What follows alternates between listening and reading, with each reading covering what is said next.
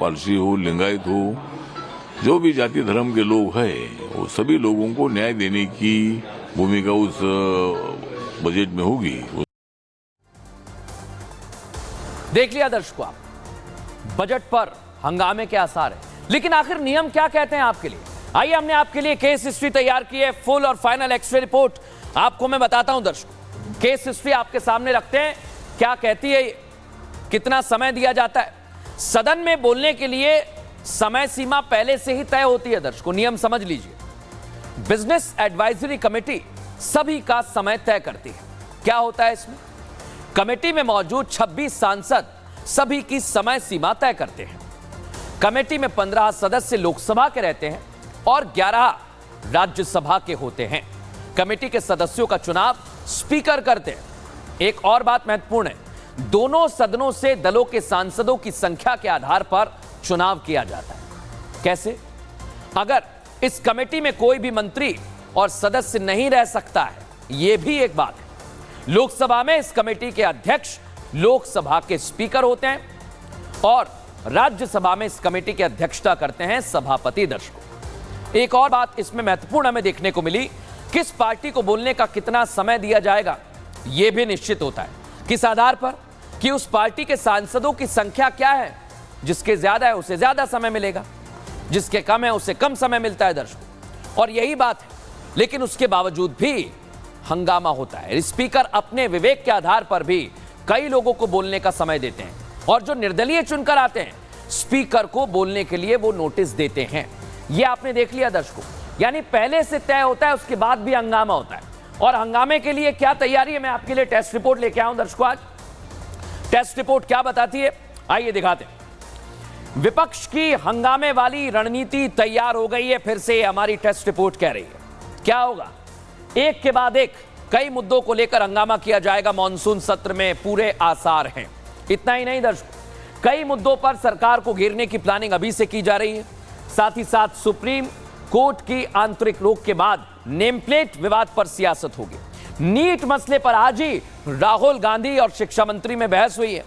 विपक्ष जम्मू कश्मीर में आतंकी हमले को भी मुद्दा बना सकता है। कांग्रेस डिप्टी स्पीकर के लिए भी हंगामा कर सकती है, जो पहले बता दिया।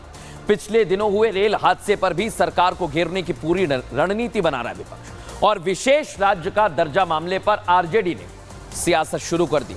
मणिपुर हिंसा का मामला अब भी विपक्ष के पास है और वो इस पर आक्रामक रह सकता है।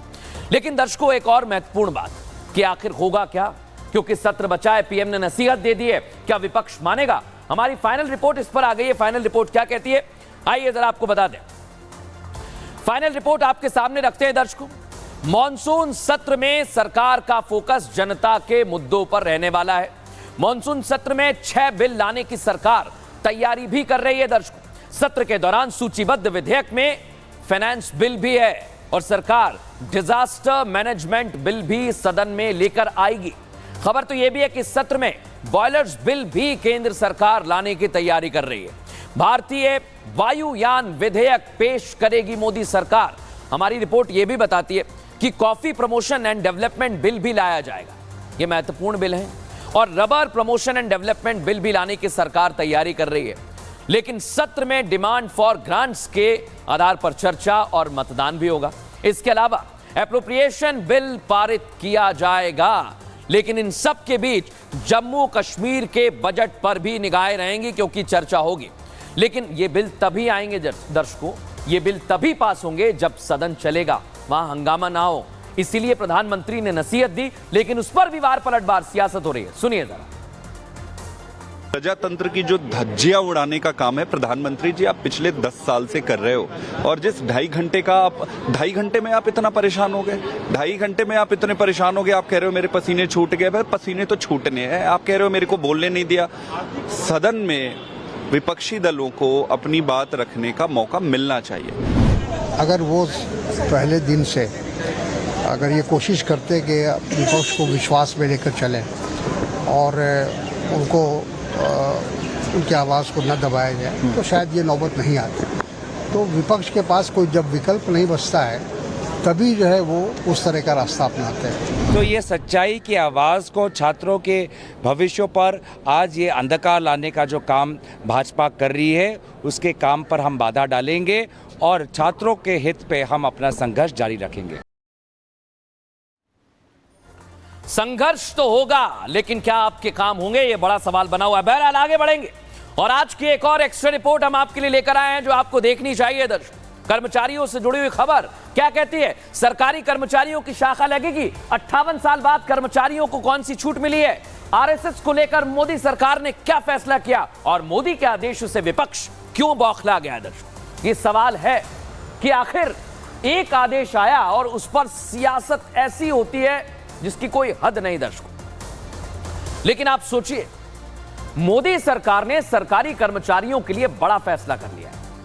इस फैसले को लेकर एक बार फिर से सियासत हो रही है। यह होता ही है, हर मुद्दे पर सियासत। कांग्रेस सहित तमाम विपक्षी दल सरकार के इस फैसले से बौखला गए हैं, परेशान हो गए। सोचिए आप दर्शक, सोचिए कि आपकी विचारधारा के कार्यक्रम में जाने पर पाबंदी लगा दी जाए, वो भी एक नहीं, दो नहीं, 10 नहीं, बल्कि पूरे 58 साल।